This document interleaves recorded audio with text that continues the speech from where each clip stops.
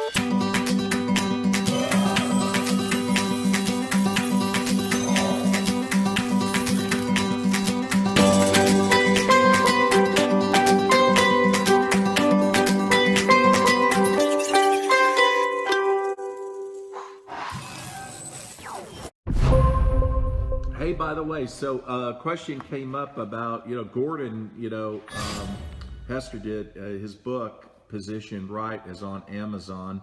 Jennifer, nice to see you. Positioned Right, and he sent me a copy, and I appreciate that. Anyway, but, with the FTC's letters that were sent out to 10 network marketing companies, and their antenna is up on anybody mentioning the word coronavirus. So I'm probably already flagged.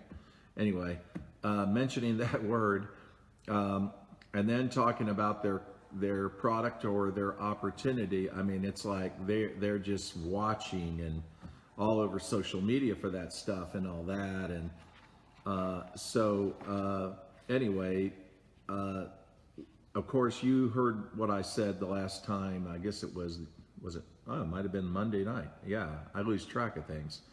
But I talked about the fact that we don't use our page to advertise. I mean, because nobody's going to buy, nobody's going to join, no matter, even if we post that stuff. So why do it, right? It doesn't make any sense.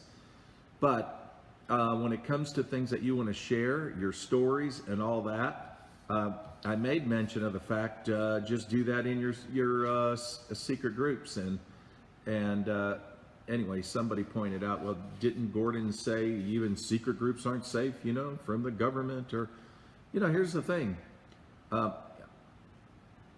You don't use trademark names. That's it.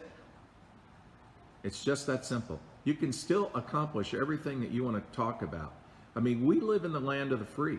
Okay, so if you want to have in a group, and that group is for people who are invited to that group, okay? But again, to be safe and be compliant with your company's policies, just don't use trademark names. They don't know who you're talking about, what product, what company, because a lot of networkers belong to multiple companies. If you came to my home, you might think I'm a Young Living essential oils distributor because I use their products in my house. I also have a Kangen water system. You might think I'm a distributor for them. You know what I'm saying? I'm just saying that when someone comes into your group, let's say they're with the FTC, okay, and you're not mentioning trademark names or your company, they don't know what company you're talking about. You've got to learn the language. You've got to learn how to survive in the era that we live in. You can thrive and do very well. You can do very well. So don't overthink it any more than it has to be. But let's talk about the gig economy. And now, how many of us have heard that? Oh, I like it, Robert. I like alkalinized water. You know, that's all. You asked me about my Kangen water system. Yeah, I like it. It's, you know, I mean, back in the 1980s, I was in a network marketing company, and we sold water systems, you know, water filters. That was like the new thing because people drank tap water. And so we would bring in, we have what we call a puppy dog approach. We would bring in a water filter, hook up the diverter to their faucet, show them how to use it for coffee, tea, drinking water, things like that. And then a week later, go back and get it. We called it the puppy dog approach because it was the idea that if you gave somebody a puppy and then you went back to get it a week later, you're not getting that puppy back. So that was the concept. And then they would just write you a check, you know, for the unit. But the only problem with that was I learned, I thought, wow, you know, this thing doesn't expire for 3 years. So I'm out of business here for, you know, until 3 years from now. Later, I thought, I'm going to find a product that people can eat, consume every day, and they reorder. That made sense to me. Anyway, so yeah, the gig economy was something we heard a lot about, right? A lot about the gig economy and about people that want to earn, you know, extra income, but also they wanted more control in their life, more flexibility with their time. That was the big attraction to the gig economy. And so it boomed. And matter of fact, it was a great disruptor. It was a disruptor to the labor market in many ways, where people now had more choice about what to do with their time. So you saw the Uber drivers and even people getting on Amazon and things like that, and they're just working from home and doing business that way. And that was a big thing. But, you know, matter of fact, there's a book here. I'll just, you know, this is a book I got from Larry and Taylor Thompson on the gig economy. That's the backwards version. I should have flipped the screen if I wanted you to see that correctly. But I'll read you one quote that I thought, because this was an awful big book just to discuss a gig economy, right? And so it was actually the editor.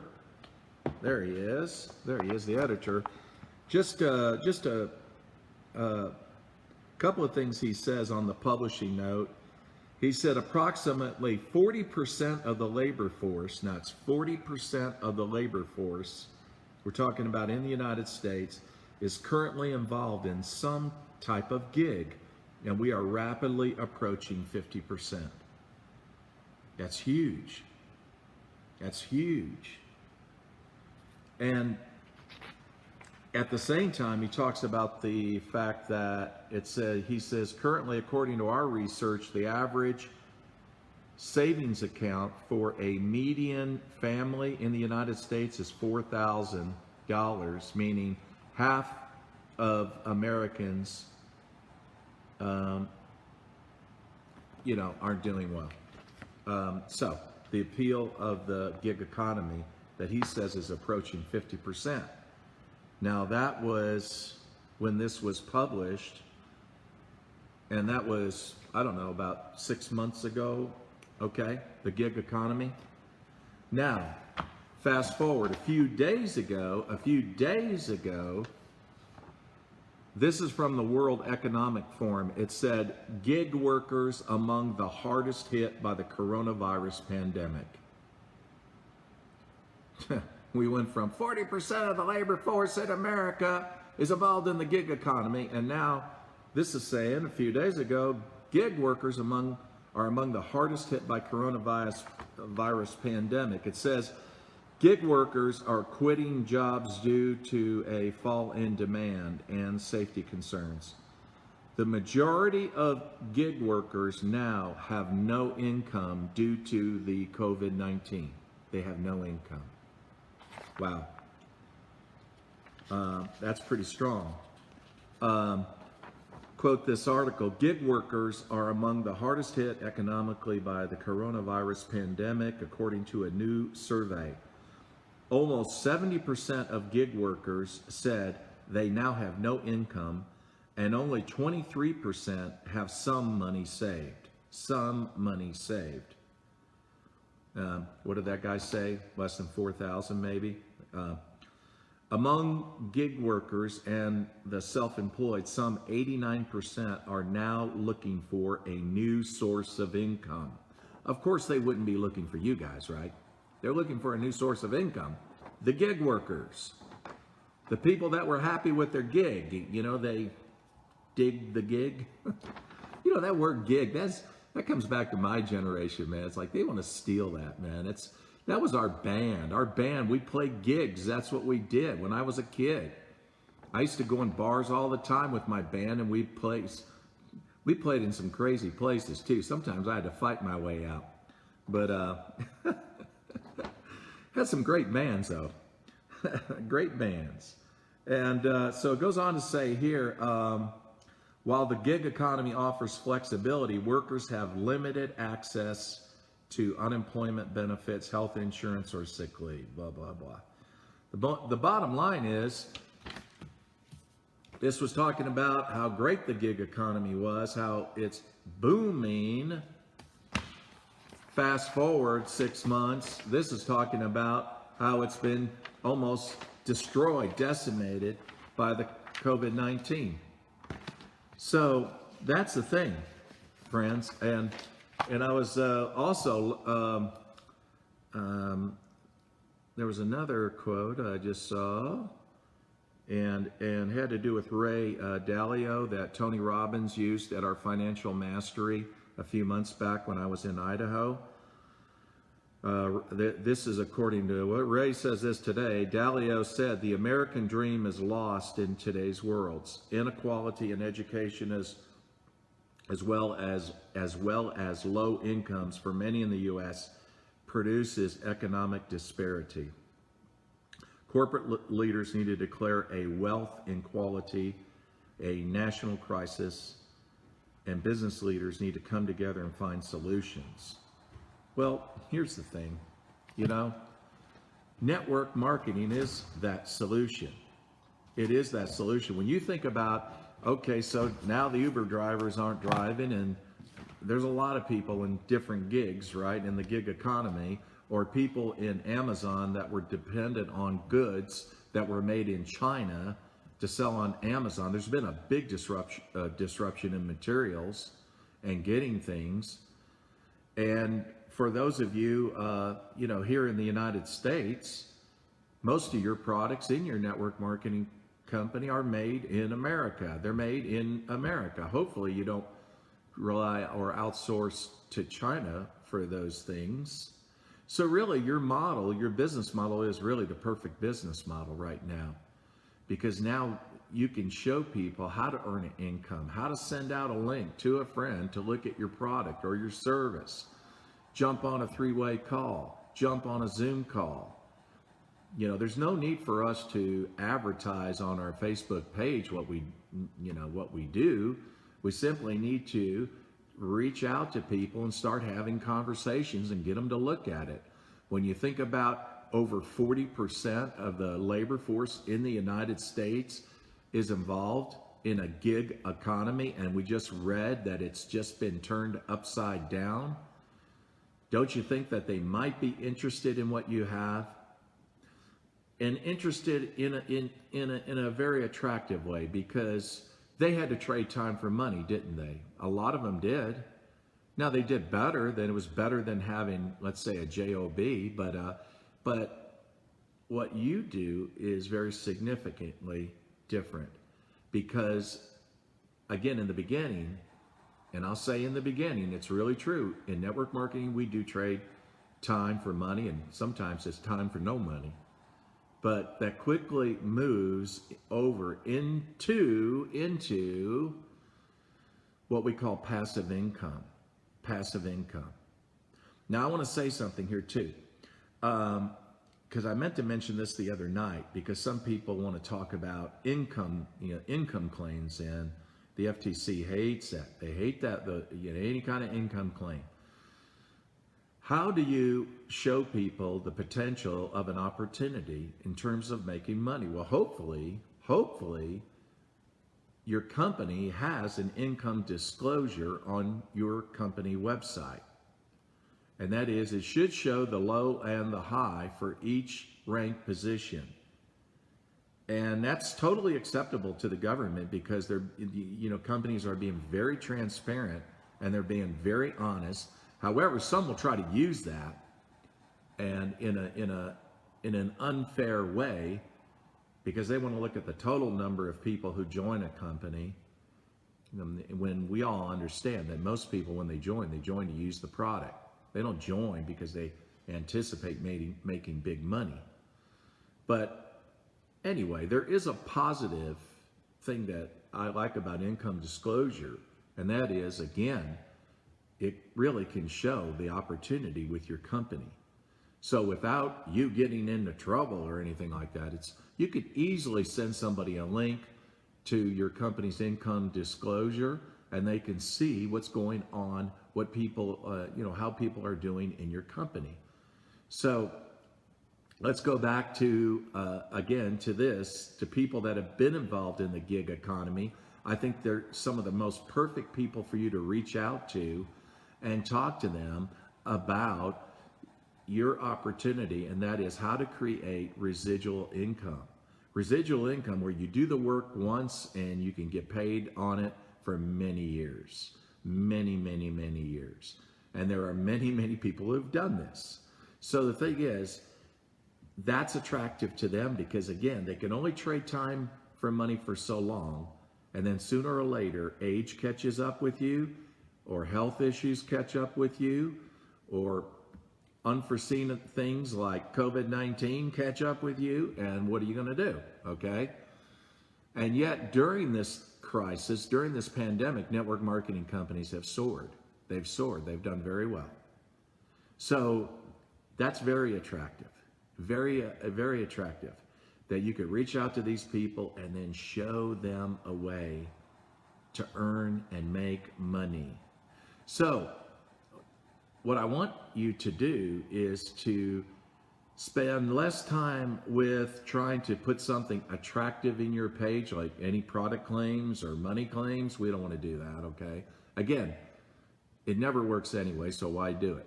How many people ever respond to those type of postings and join with you? It doesn't happen. Rarely does that happen. And if they do they do anything?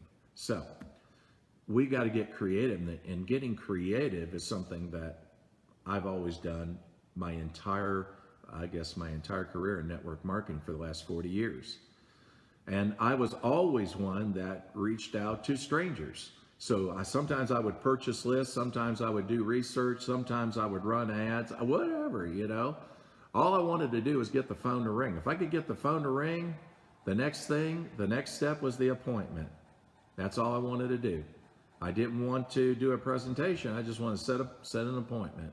And then after that, then I would, meet that person on that appointment. How would you do that today? Well, you do it on the phone. Appointments by the phone right now, or by Zoom, that's fine, or FaceTime, whatever you got to do. I even got my hairstylist coming to my house on Friday because legally she can't open up her salon. She could get in a lot of trouble. So I said, I'll tell you what, I got 4 people in my house right now that need a haircut, and I'll pay you $100 for each one if you just come and take care of us, okay?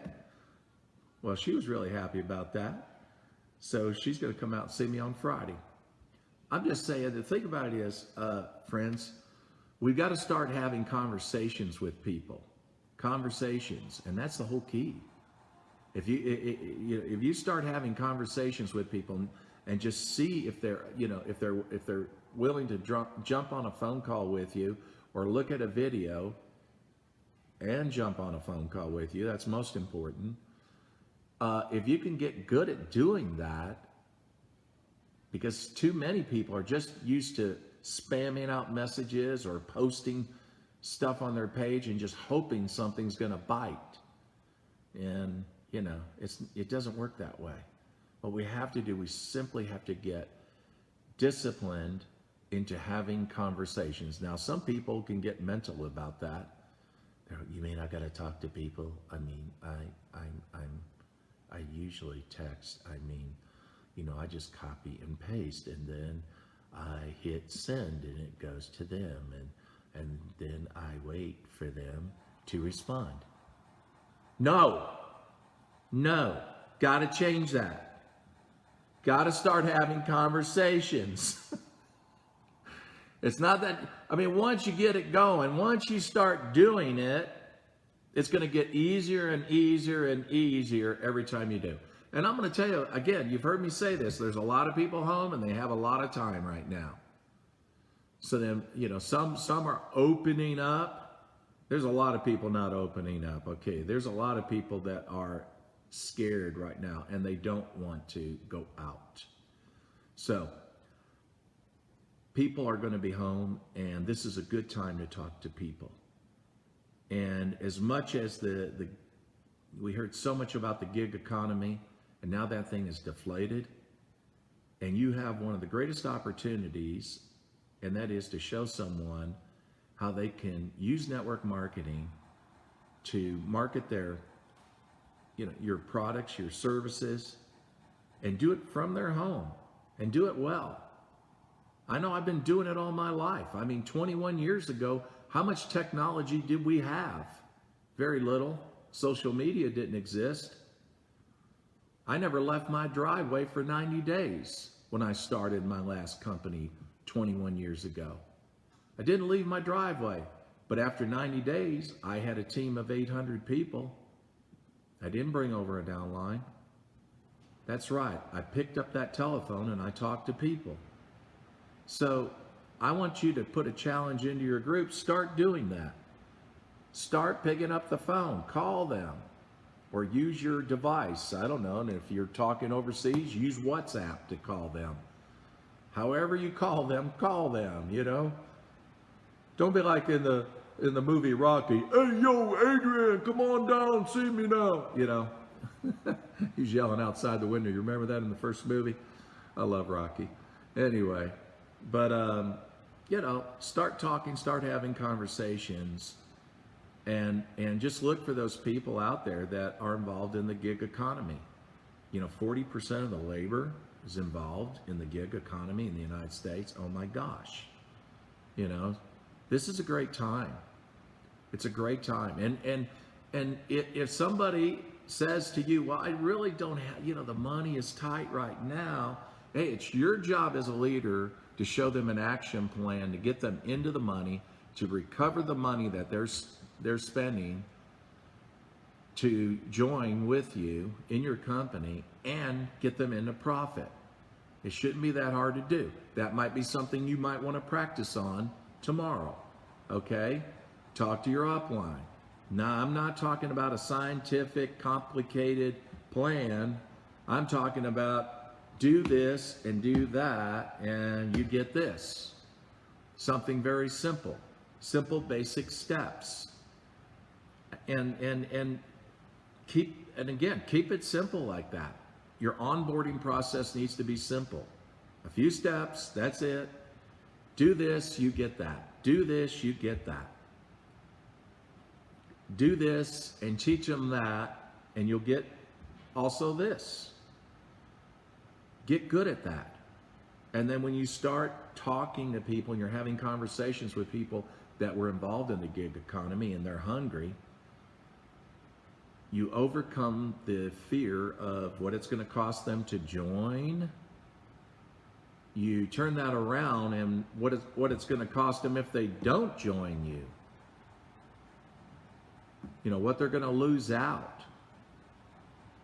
And so get good at that. And I want you to do that this week. Tomorrow would be great.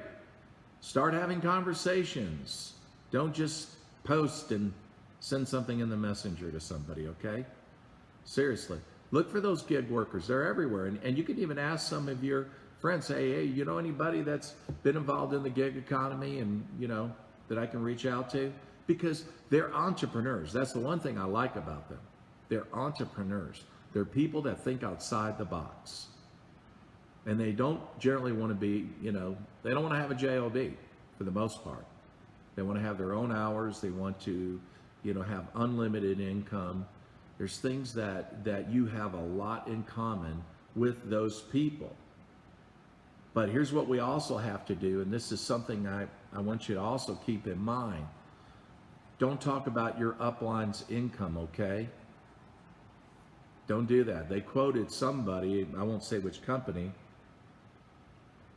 I was talking to Mindy about it earlier, about a 7-figure earner that was in a video, and the FTC was quoting the video. So they watch videos, right? Okay. But quoting that video, and that guy was talking about, hey, I'm blessed to be a 7-figure earner, and why would a 7-figure earner say he's a 7-figure earner? I don't know. That doesn't make any sense. Usually they're more modest about it. It seems like the more money you make, it's like you're sort of shocked that you're making it, and you're modest about talking about it. But